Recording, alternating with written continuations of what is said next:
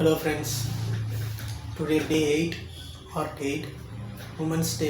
Happy Women's Day to all the women. Not feeling well but video எனக்கு போட்டாகணும்.